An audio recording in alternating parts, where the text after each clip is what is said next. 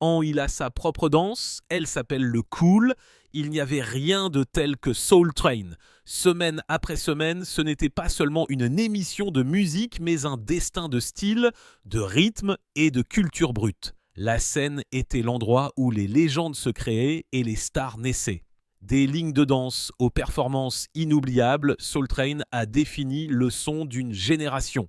Mais alors que la plupart des artistes partaient dans la gloire, tous les invités ne sont pas partis en bons termes. Derrière toutes les lumières et les mouvements de danse, il y avait un visiteur dont l'arrivée était si mauvaise que Don Cornelius lui-même a décrété qu'il ne serait plus jamais invité. Comment tout a commencé? Lorsque les individus discutent de l'âge d'or de la télévision musicale, il y a une émission toujours mentionnée. Soul Train, ce n'était pas simplement une émission de télévision, c'était un phénomène culturel qui a influencé la musique, la mode et la danse pendant plus de 3 décennies. Soul Train a initialement débuté localement à Chicago, Illinois, sur WCIU-TV en 1970, mais il n'est pas resté petit longtemps. Après une année de popularité locale, Soul Train a été diffusé à l'échelle nationale le 2 octobre 1971 et a continué jusqu'au 25 mars 2006. Au cours de ces 35 ans, c'était l'endroit où il fallait être vu pour certaines des plus grandes stars du R&B, de la soul et finalement du hip-hop. Le génie derrière cette série révolutionnaire était Don Cornelius. Il a non seulement inventé Soul Train, mais a également été son premier hôte et le plus reconnaissable plus longtemps que quiconque. Cornelius n'était pas seulement le visage de l'émission, il en était la force motrice, veillant à ce que l'émission conserve son style et son essence distinctif. Au moment où Soul Train a cessé d'être diffusé en 2006. Il avait diffusé plus de 100 épisodes et c'était l'une des séries syndiquées de première diffusion les plus longues de l'histoire de la télévision américaine. En effet, les bannières des saisons suivantes ont vanté cette réalisation dans leur titre d'ouverture. Cela est resté vrai jusqu'en 2016 lorsque Entertainment Tonight l'a officiellement anéanti en terminant sa propre 35e saison. Quelques années plus tard, Wheel of Fortune a également atteint le même jalon. Mais pour les fans de musique, le record de Soul Train reste inégalé. Même si l'émission a cessé de produire de nouveaux épisodes, elle n'a pas disparu de nos écrans. Une série de rediffusions intitulée The Best of Soul Train a continué à être diffusée pendant encore 2 ans, permettant aux fans de voir certaines des performances les plus inoubliables. Et la marque Soul Train elle-même n'a pas disparu. De nos jours, elle survit dans des événements tels que les Soul Train Cruise et naturellement les Soul Train Music Awards annuels. En 2016, la société et son immense vidéothèque appartiennent à Paramount Global sous les auspices de BET Networks, continuant à perpétuer son héritage pour les générations futures. L'histoire de Soul Train est en fait antérieure à son lancement en syndication en 1971.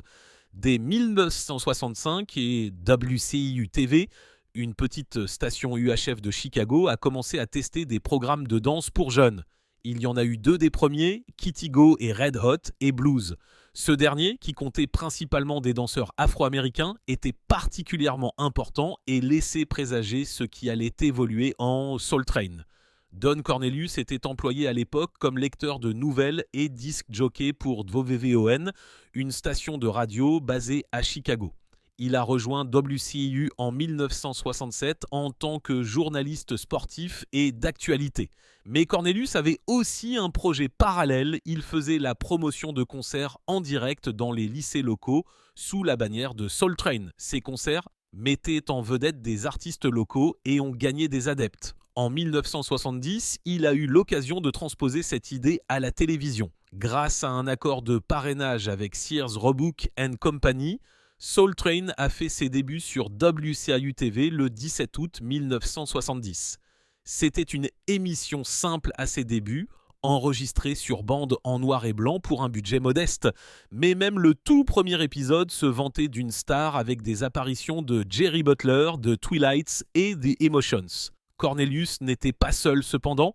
Clinton Gent, un danseur professionnel interne, a fait des apparitions dans ses premières émissions et est devenu producteur en coulisses. D'humble début, Soul Train est devenu une plateforme qui a donné le ton à une autre époque. Le passage à Los Angeles après les débuts spectaculaires de Soul Train à Chicago.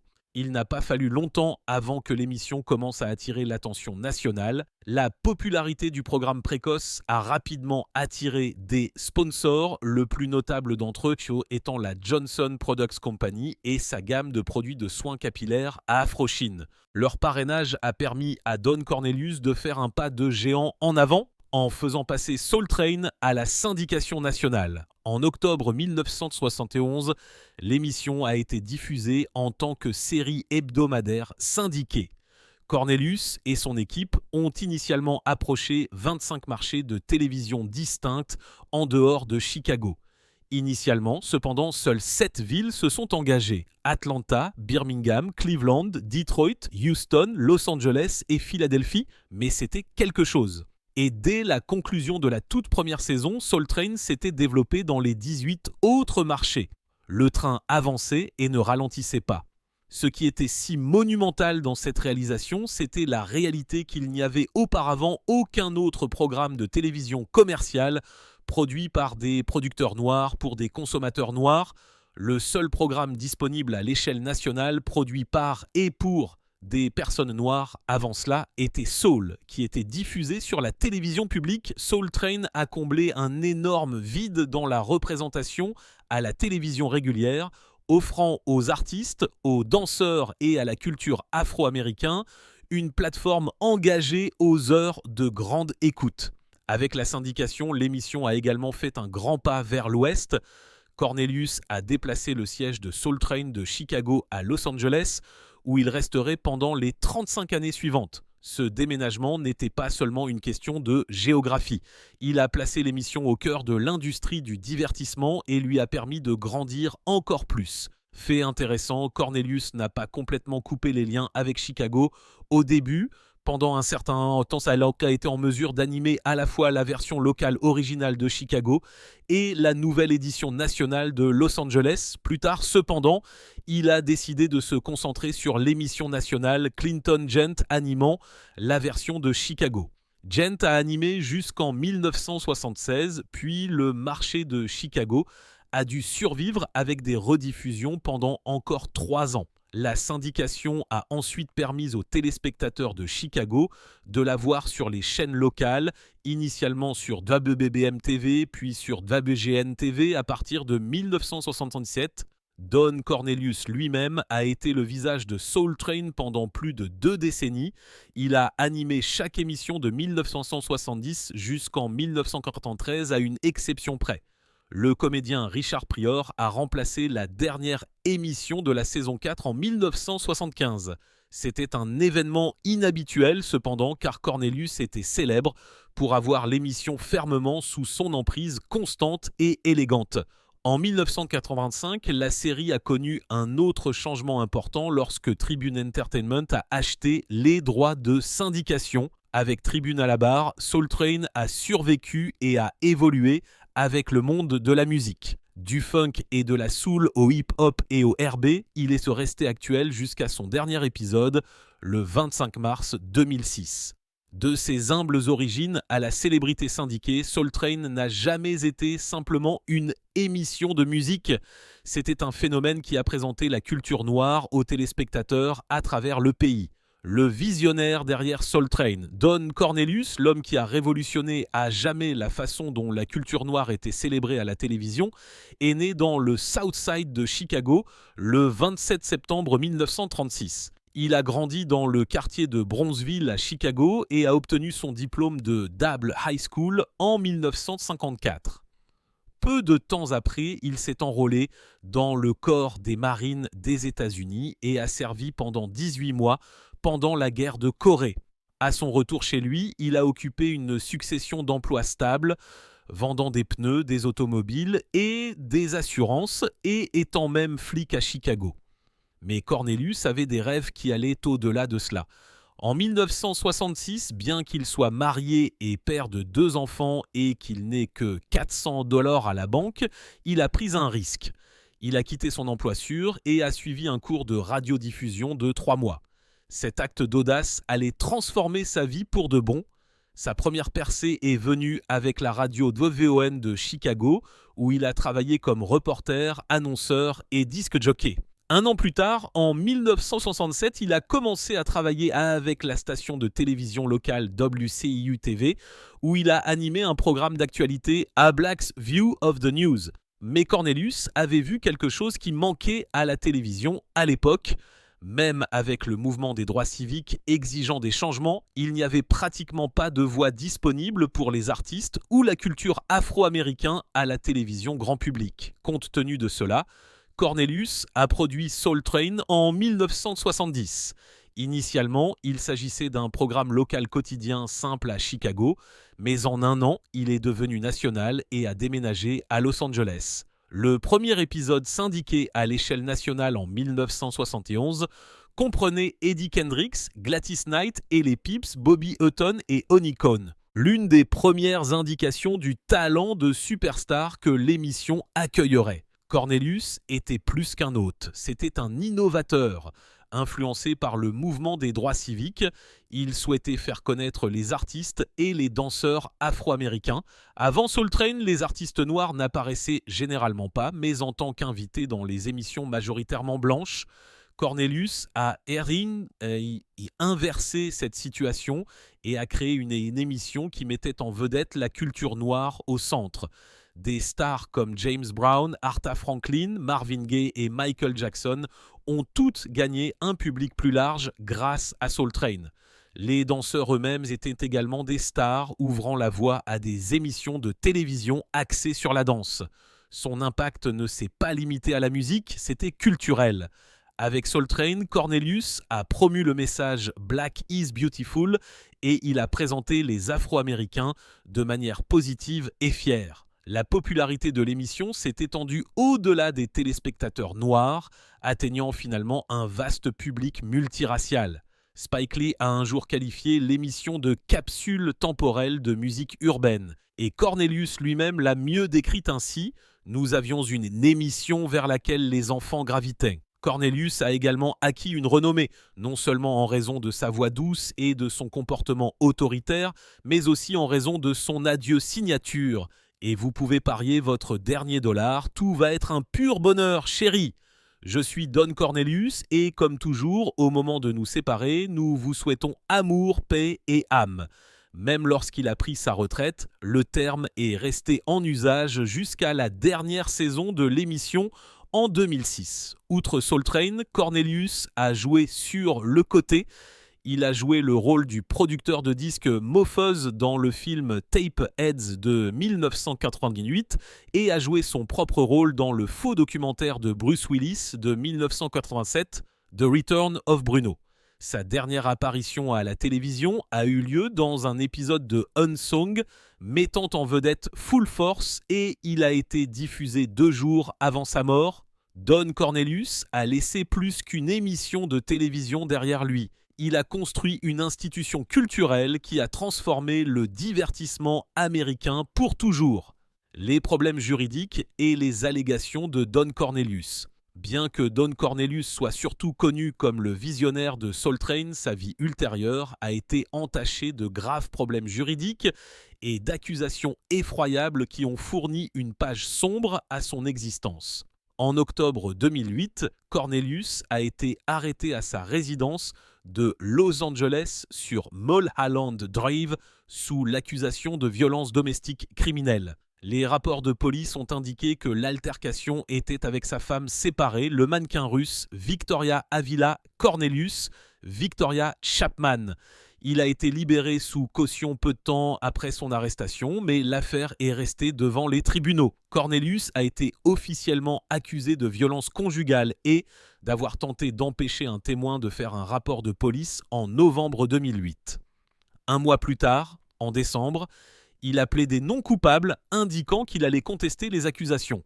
Le tribunal ne l'a pas pris à la légère. Cependant, Victoria Ayla Cornelius avait déjà obtenu 2 ordonnances restrictives contre lui, rendant légalement impossible à Cornelius de l'approcher. Puis, en mars 2009, Cornelius a changé de stratégie. Il a retiré son plaidoyer précédent et a plutôt plaidé sans contestation. Cela indiquait qu'il ne revendiquait pas la culpabilité, mais qu'il ne contestait pas les accusations. Par conséquent, le tribunal l'a condamné à 36 mois de probation. Pour un homme qui avait gagné sa vie en rendant les gens heureux et en les réunissant avec la musique, ces événements ont jeté une ombre très troublante sur son image publique. Les choses sont devenues encore plus compliquées des années après sa mort, lorsque de nouvelles allégations ont fait surface. En 2022, la mini-série documentaire A et U Secrets of Playboy présentait des allégations choquantes concernant Cornelius. Deux anciennes bunnies de Playboy l'ont accusé de les avoir agressées sexuellement dans les années 1970. Selon leurs témoignages, elles avaient été emmenées chez Cornelius où elles auraient été enfermées dans des pièces séparées pendant 3 jours, attachées, droguées et agressées. Les accusations présentaient une image horrible qui était très éloignée de l'image soyeuse que Cornelius avait présentée à la télévision. Ces allégations ont ravivé les flammes et rouvert les débats concernant les aspects les plus sombres de la culture des célébrités à cette époque. Mais Cornelius n'était pas là pour répondre ou se défendre. Son fils Tony Cornelius a agi rapidement, rejetant les allégations comme une histoire incroyable sans preuve réelle. Tony a affirmé qu'il n'y avait aucune preuve tangible pour prouver des accusations aussi graves. Et la plupart des partisans de Cornelius ont également remis en question le caractère opportun et la crédibilité des allégations. Pourtant, cependant, pour de nombreux téléspectateurs, le film a forcé un examen de l'héritage de Cornelius. Même si Soul Train reste une icône culturelle inattaquable, les scandales à la fin de sa vie colorent la façon dont l'histoire se souvient de lui. Ses problèmes juridiques en 2008 et les allégations choquantes formulées des années après les faits démontrent l'épée complexe à double tranchant d'un homme qui a donné au monde musique, style et joie, mais qui avait aussi des secrets et des ombres qui n'ont pas été complètement résolus. Les dernières années et la fin de Soul Train. Après plus de 2 décennies en tant qu'animateur de Soul Train, Don Cornelius s'est retiré de l'animation en 1993. À cette époque, il avait dirigé l'émission à travers 22 saisons classiques. Bien qu'il ne soit plus devant la caméra, Cornelius était toujours la force créatrice derrière l'émission, la guidant et veillant à ce qu'elle continue sur la voie qu'il avait établie dès le début. Avec le départ de Cornelius en tant qu'animateur, l'émission s'est lancée dans un nouveau chapitre. Initialement, Soul Train avait des célébrités invitées qui la tenaient à bout de bras. Plus tard, en 1997, le comédien Maestro Clark est devenu l'animateur officiel, apportant une touche vive et effrontée à l'émission. Quelque temps plus tard, en 2000, l'acteur Shemar Moore, qui allait devenir un nom familier grâce à ses performances dans Criminal Minds et SWAI Hit, a repris les fonctions d'animateur. Son charme doux et sa popularité ont infusé Soul Train avec un coup de fouet auprès des jeunes téléspectateurs. Lorsque Moore est parti en 2003, l'acteur Dorian Gregory a pris la relève en tant qu'animateur, restant jusqu'à la dernière saison de l'émission en 2006. Malheureusement, au début des années 2000, Soul Train était en difficulté. La télévision évoluait et la concurrence était plus intense que jamais. Les vidéoclips étaient un incontournable sur les chaînes MTV et BET, tandis que les formes émergentes de télévision musicale attiraient les jeunes téléspectateurs. Les codes d'écoute de Soul Train ont commencé à baisser. À la fin de la saison 2005 à 2006, les codes Nielsen sont tombés à moins de 1,0. Zéro. Cela s'est traduit par de moins en moins de téléspectateurs chaque semaine. Un autre problème était les créneaux horaires. La plupart des stations diffusant Soul Train, généralement des affiliés de Fox ou celles qui finiraient par rejoindre WB ou UPN, ont commencé à programmer l'émission en dehors de son créneau habituel du samedi après-midi. Au lieu de cela, elle a été reléguée à des créneaux de nuit où il est devenu de plus en plus difficile pour les téléspectateurs de la regarder. La perte à la fois des codes d'écoute et de l'exposition a rendu difficile pour l'émission de maintenir son influence autrefois incontournable sur la culture. En 2006, après sa 35e saison, la production de nouveaux épisodes a cessé. Au lieu de disparaître complètement, Soul Train a commencé à diffuser des rediffusions. Pendant les 2 années suivantes, les téléspectateurs ont pu regarder le meilleur de Soul Train, qui réutilisait d'anciens épisodes de 1973 à 1988, sans doute l'âge d'or de l'émission. Cela a permis aux anciens fans de revoir les performances mémorables et aux nouveaux venus de découvrir ce qui a rendu l'émission si exceptionnelle. En coulisses, cependant, l'avenir de Soul Train a été remis en question. En décembre 2007, Tribune Entertainment, la société qui distribuait l'émission, a annoncé sa fermeture.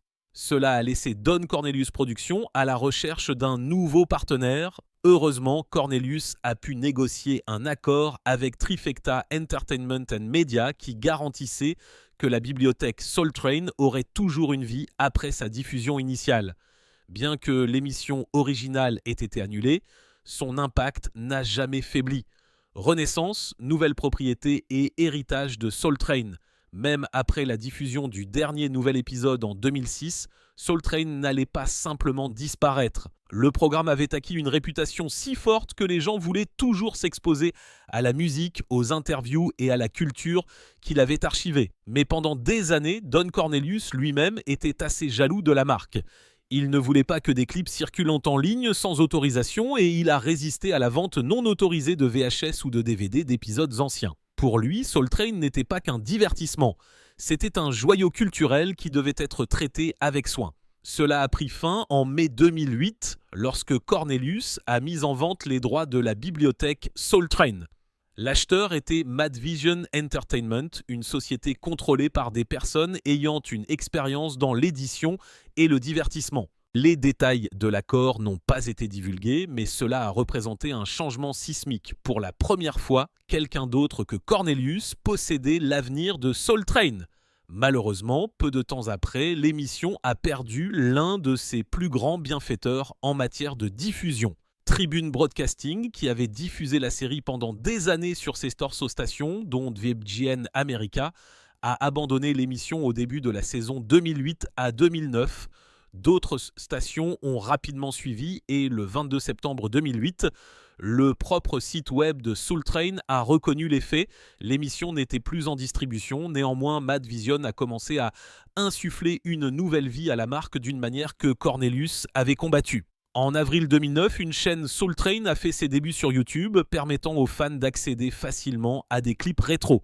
Plus tard, Madvision s'est associé à Time Life pour distribuer des coffrets DVD officiels de Soul Train, qui se sont avérés être un succès auprès des fans de longue date qui souhaitaient revivre la magie. Puis, en 2009, ils se sont associés au réseau dérivé de BET Centric pour relancer les Soul Train Music Awards. Centric a également commencé à diffuser des rediffusions d'anciens épisodes afin qu'un tout nouveau public puisse profiter de l'émission. Ensuite, Bones TV s'est jointe à la fête, ajoutant des rediffusions à leur liste. En 2011, la marque avait de nouveau changé de main. Cette fois, elle a été achetée par un groupe Magic Johnson ainsi que par Intermedia Partners, une société de capital investissement. Leur plan pour Soul Train était grandiose. Ils ont parlé de créer un long métrage, des spectacles sur scène et même une croisière Soul Train. La propre chaîne Aspire TV de Johnson a également commencé à diffuser des rediffusions, maintenant les roues en mouvement pour les fans de longue date. Pendant ce temps, Don Cornelius a toujours fait des apparitions dans des documentaires commémoratifs de Soul Train et des cérémonies honorant l'héritage qu'il avait établi. Malheureusement, en février 2012, Cornelius s'est suicidé, laissant derrière lui un héritage culturel gigantesque. La marque a continué néanmoins. En 2013, Centric a lancé la Soul Train Cruise, une escapade remplie de musique qui a apporté l'énergie de l'émission à l'océan. Enfin, en 2016, Paramount Global a acheté tous les droits sur le nom Soul Train, sa vaste bibliothèque, les cérémonies de remise de prix et les événements de croisière. Avec eux à la barre, la marque continue de vivre, rappelant à tous l'influence phénoménale que Soul Train a eue sur la musique, la danse et la culture. Rick James est la célébrité du funk. Rick James, alias James Ambrose Johnson Jr., est né le 1er février 1948 à Buffalo, New York. Il a été élevé dans un environnement dur mais musical. Son père l'a abandonné à l'âge de 10 ans. Sa mère, Mabel, s'est donc occupée de 8 enfants tout en travaillant comme nettoyeuse de jour et en exploitant un jeu de nombres pour la mafia locale le soir. Malgré les difficultés, le jeune James a développé une passion précoce pour la musique dans la chorale de l'église et dans les rues de Buffalo. À l'adolescence, James était agité. En 1964, il s'enfuit à Toronto pour échapper à la marine américaine, adoptant le nom de Ricky James Matthews. Là, il a formé les Minina Birds, un groupe qui mélangeait soul, rock et folk. Le groupe comprenait de futurs superstars comme Neil Young et Bruce Palmer, et ils ont même signé avec Motown. Mais lorsque Motown a découvert le statut de fugitif de James, sa carrière s'est arrêtée. Ayant purgé sa peine dans une prison de la marine, James est revenu à la musique avec une nouvelle détermination. Il a oscillé entre Toronto, Détroit et Los Angeles à la fin des années 60 et au début des années 70, travaillant avec différents groupes et écrivant des chansons pour Motown Acts. Il a croisé des légendes telles que Stevie Wonder, Marvin Gaye et même Jim Morrison, qui l'a un jour dupé en le faisant triper à l'acide. Malgré les échecs, James a continué à tenter sa chance, travaillant avec des sons qui fusionnaient rock, funk et soul.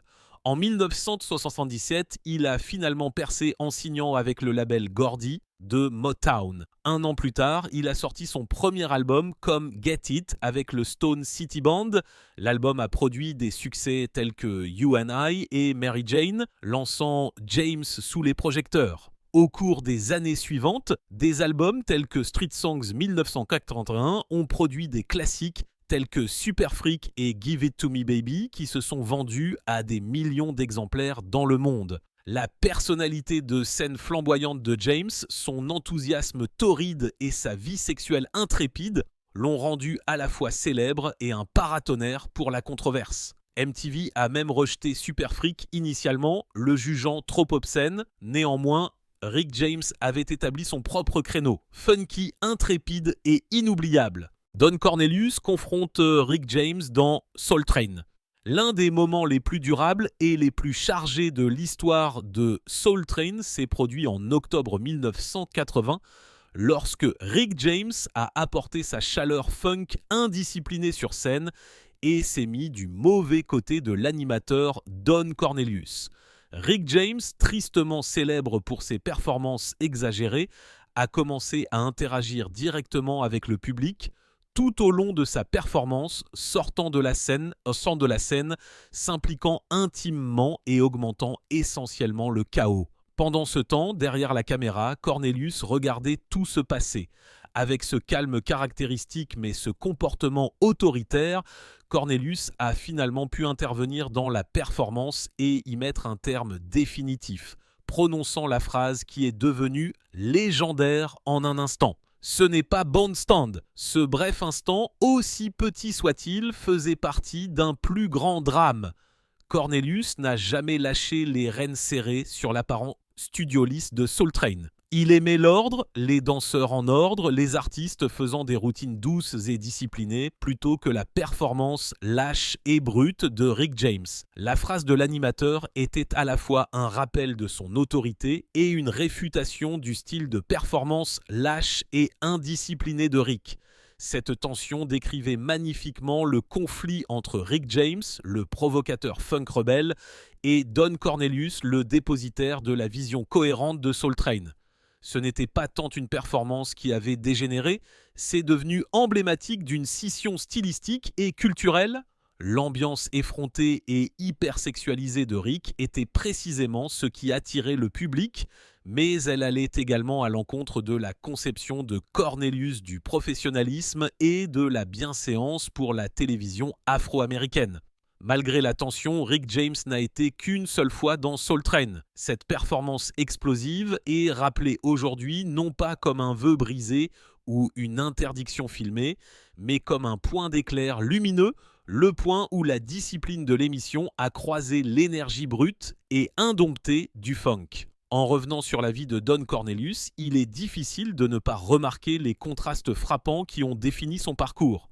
D'une part, il était un pionnier qui a remodelé la télévision américaine et a introduit la musique et la culture noire dans le courant dominant.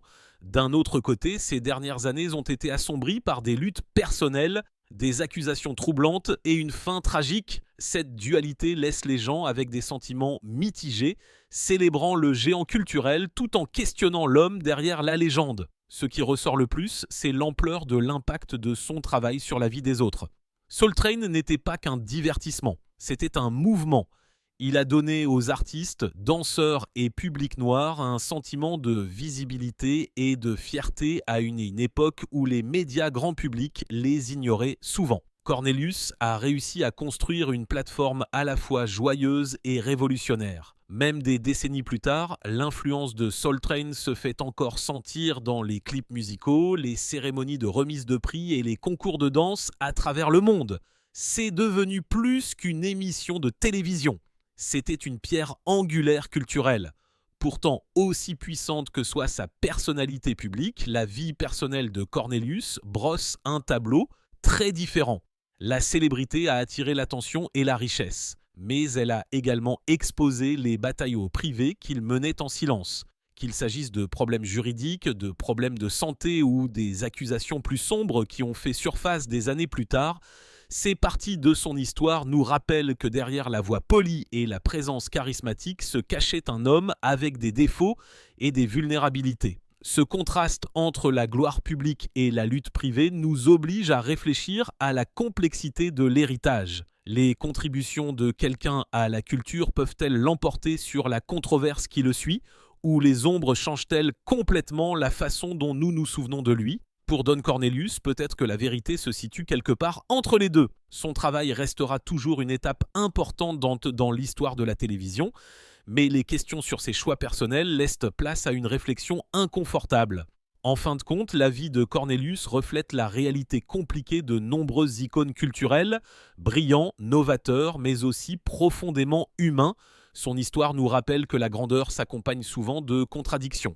Alors que les gens continueront de débattre de son héritage, ce qui ne peut être nié, c'est l'impact puissant qu'a eu Soul Train et la façon dont il résonne encore aujourd'hui à travers la musique, la mode et la danse. C'est tout pour la vidéo d'aujourd'hui. L'histoire de Don Cornelius est une histoire de triomphe et de controverse, nous montrant à quel point la vie derrière les projecteurs peut être complexe.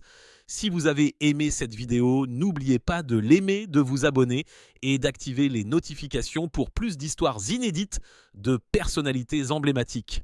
Merci d'avoir regardé et restez à l'écoute pour plus.